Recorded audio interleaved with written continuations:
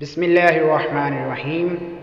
700 سال پہلے سلطان زین العابدین کی حکومت میں ایک عجیب مقدمہ پیش آیا۔ دو عورتوں کو دربار میں لایا گیا۔ دونوں پر الزام تھا کہ انہوں نے ایک ننھے بچے کو قتل کیا ہے۔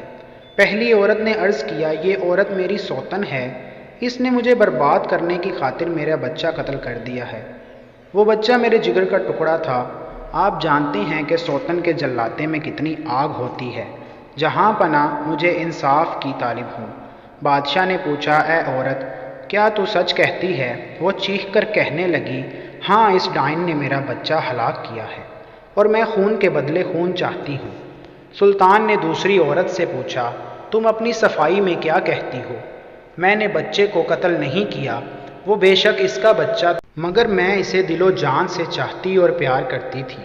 یہ عورت اتنی ظالم ہے کہ مجھے قتل کرانے کے لیے اپنے بچے کو خود ہی اپنے ہاتھوں سے مار ڈالا۔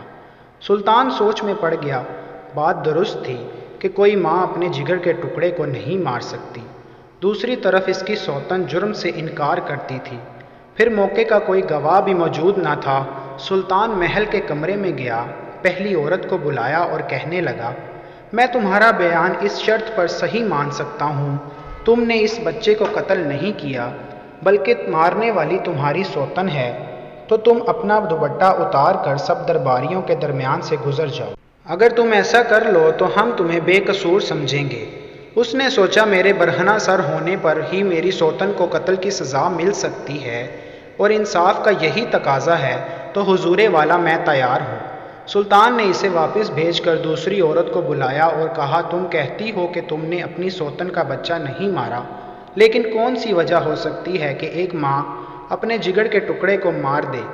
حضور، یہ مجھ سے خواہ مخواہ حسد کرتی ہے، اس نے خود اپنے جگر کے ٹکڑے کو قتل کیا ہے تاکہ مجھے قتل کروا سکے، میں بے گناہ ہوں۔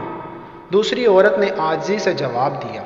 سلطان نے اسے بھی کہا کہ ہم تمہارے بیان کو مان سکتے ہیں اگر تم اپنا دوپٹہ اتار کر بھرے دربار سے گزر جاؤ۔ تم نے ایسا کیا تو ہم سمجھیں گے کہ تم بے قصور ہو۔ وہ بولی، جہاں پناہ، گستاخی معاف، آپ مجھے اسی وقت یہاں قتل کر دیں، لیکن میں یہ ذلت برداشت نہیں کر سکتی۔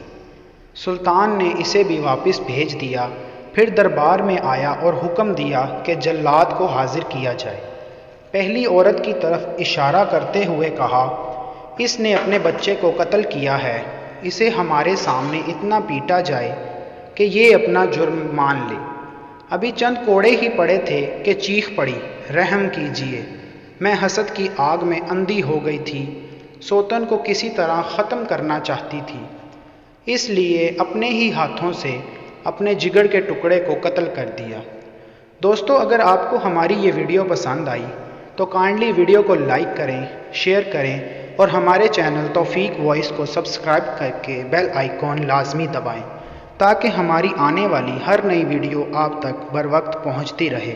تو ملتے ہیں کل ایک نئی ویڈیو کے ساتھ، تب تک کے لیے اللہ حافظ۔